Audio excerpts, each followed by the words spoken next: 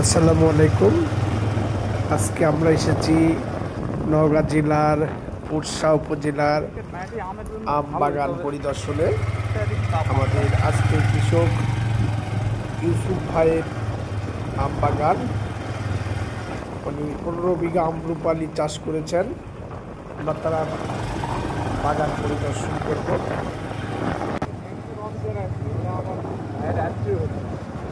নেভিটির office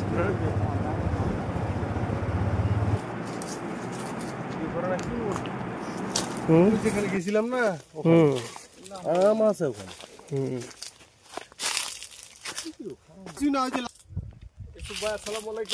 ওয়ালাইকুম সালাম। কেমন আছেন?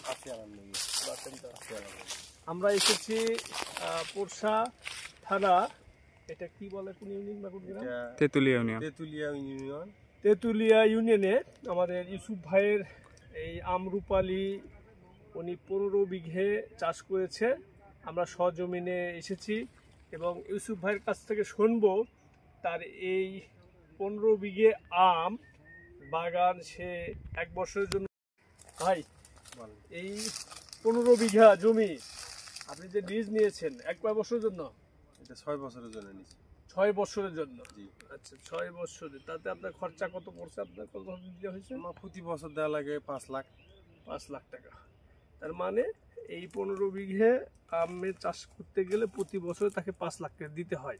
তো সেক্ষেত্রে আপনি সামনের দিনে কি আশা করতেছেন? আপনার বাগানের যে প্রচুর আম দেখতেছি, কেমন আশা করতেছেন? কত টাকা হতে পারে? 1 লাখ টাকা হয়তো একটু কম হতে পারে। আচ্ছা, গতবারে ভালো ছিল। গতবারে কত বিঘি করেছিলেন? গতবারে ধরেন 1 লাখের উপরই বেশিছি। এবারে একটু কম হয়েছে। 1 আবহাওয়া লাখ খারাপ টাকা ছিল। কি আসলে বুঝতে পারলাম না। 1 লাখ পার বিঘায়? ও, পার বিঘায় 1 লাখ, বুঝতে পারছি। তার মানে 1 বিঘে জমির আম 1 লক্ষ টাকা বিক্রি করছেন। আপনি আশা করতেছেন সেই তুলনায় 15 লক্ষ টাকার আম হতে পারে, আল্লাহ দিলে হতে পারে। বেশি হতে পারে বা কিছু কম হতে পারে, এরকম আর কি। যাক, তা এখন আপনার মূলত যে স্প্রে গুলো হয়েছে আপনার, এখন আমের যে সাইজটা আছে এটা ইনশাল্লাহ আলহামদুলিল্লাহ ভালো আছে, কিন্তু দুটো একটা আমের দেখতেছি আপনার স্পট পড়ছে সামনে, মানে মাঝখানে একটা গ্যাপ হয়েছে, স্প্রে মানে গ্যাপ হয়েছে, ঈদের পর একটা গ্যাপ ছিল। আচ্ছা, আমরা মূলত প্রোগ্রেস এগ্রো ইন্ডাস্ট্রিজ, আপনি যেহেতু আমাদের এই বাগানে কি কি ওষুধ ব্যবহার করেছেন আপনি একটু যদি বলতেন আপনার মুখ থেকে। প্রথমত দেওয়া ছিল কাফা, আচ্ছা, অ্যাডোরেক্স, টক্সিলা, ভাইরালও কিছু ব্যবহার করছি। ভাইরাল দিয়েছেন, সেই সাথে মনে করেন সানসিলিন পাউডার দেওয়া আছে। সানসিলিন দেওয়া আছে। এইলা মনে করেন এক এক সময় এক একটা অ্যাটাস্টেড করে ব্যবহার করা আছে। প্রক্সি ছিল, প্রক্সি দেওয়া ছিল। আচ্ছা আচ্ছা আচ্ছা।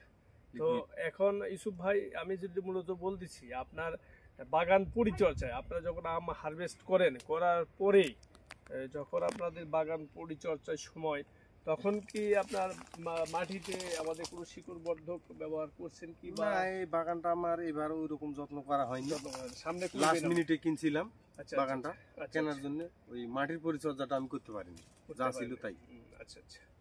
সেক্ষেত্রে আপনার যে আরো যে পার্শ্ববর্তী যে বাগান চাষিরা আছে, তারা কি এই কালচার আছে নাকি? হ্যাঁ, তার মানে যে আমরা যথেষ্ট খাদ্য খোরাক দেয়, যেহেতু আমাদের আছে কেলেভার, তাই না? এটা কেলেভারটা, এটা যদি ব্যবহার করে সেক্ষেত্রে দেখা যায় যে মুকুল, অসংখ্য মুকুল আসে এবং গুটি আটকে, এটা বাস্তব। আচ্ছা আচ্ছা। তো ধন্যবাদ ইউসুফ ভাই, আপনার সাথে ভালো লাগলো অনেক কথা বলে। হ্যাঁ, তো এখন আমি যেটা বলতে চাচ্ছি যে আমাদের ইউসুফ ভাই এই বাগানে আমাদের ফার্স্ট টাইম থেকে, অর্থাৎ যখন আমের মুকুল আসবে তারা আগাম একটা স্প্রে করেছিল, সেটা হচ্ছে যে আমাদের ছত্রাকের জন্য সানসিলিন ব্যবহার করেছিল, পাশাপাশি কাপ্পা ব্যবহার করেছিল।